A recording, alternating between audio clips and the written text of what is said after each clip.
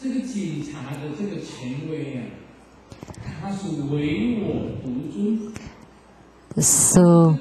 the arrogance of the policeman is also that they're the one that, but that only refer to that physical person, not like the one spoken by Buddha Sakyamuni. When Sakyamuni said that I'm the only precious one, he refers to the Buddha nature. And who is the Buddha nature is the radiance of the Buddha that's generated by self, the self-mastery of the Buddhas. So the precious one does not refer, the only precious one doesn't refer to Buddha Sakyamuni in person, but to his Buddha nature.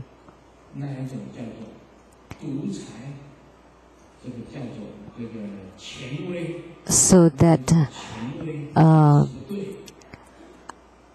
the anarchism or the arrogance of the policeman, that's not right.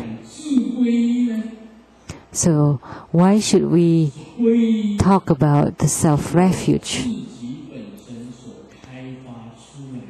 So taking refuge in the Buddha nature that's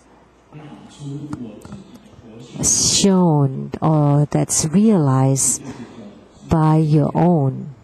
So that is called the self-refuge.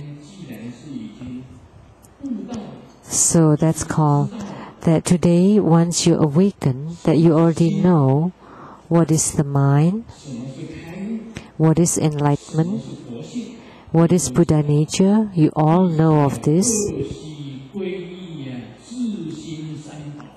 Then you need to take refuge in the three jewels of your own mind. You take refuge in your own Buddha, Dharma, and Sangha. Buddha is the awakened one, enlightened one, the Buddha nature, and Dharma is the right Dharma. The right Dharma that you take refuge in and that you cultivate on. And the Sangha is the purity of the self. It's your purity. So we often say this, Namo Buddhaya, Namo Dharmaya, Namo Sanghaya. That means we are taking refuge in the awakened one, in the awakened Buddha nature, and take refuge in the right Dharma of your spiritual cultivation, and in the purity that you have cultivated. So that would be the true three jewels of one's own mind.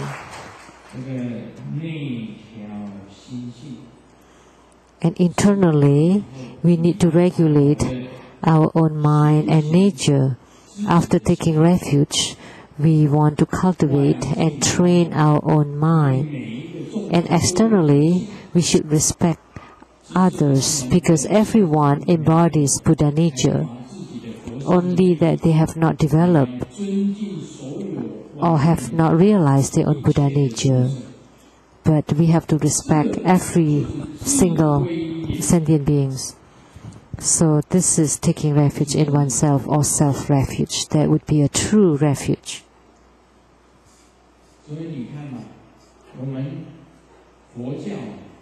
So in Buddhism, we start from the outside to the inside. When you take refuge in the lineage root Guru, in the Buddha, in the Dharma, in the Sangha. You never thought that you would take refuge, that the one that you take refuge in is yourself, in your own enlightenment and awakening, in your own right Dharma practices, and in your own purity. The purity is the Sangha, and Buddha Dharma is the rightness, and the awakenings or enlightenment is the Buddha. So this is self-refuge.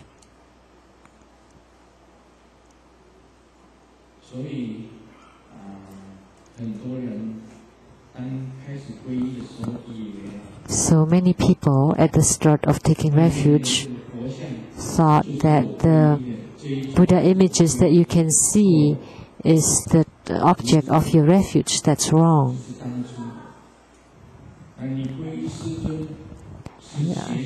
If you take refuge in Grandmaster, you learn Grandmaster's Dharma practices.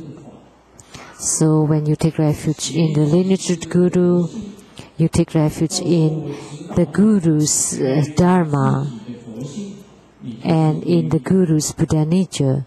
So I teach you to realize your own Buddha nature, then you become self-refuge.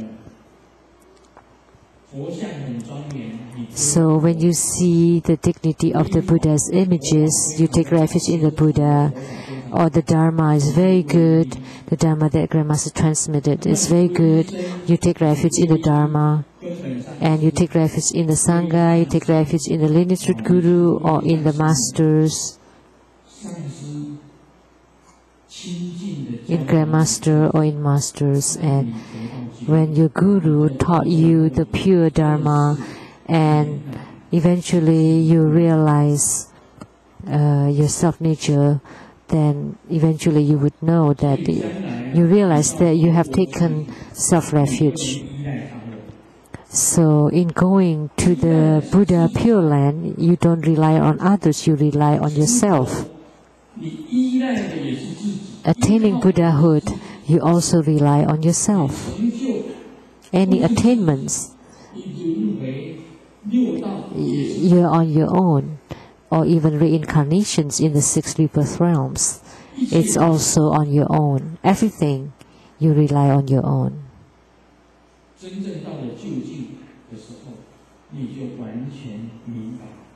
Once you reach this realm, then you would clearly understand that everything is on your own.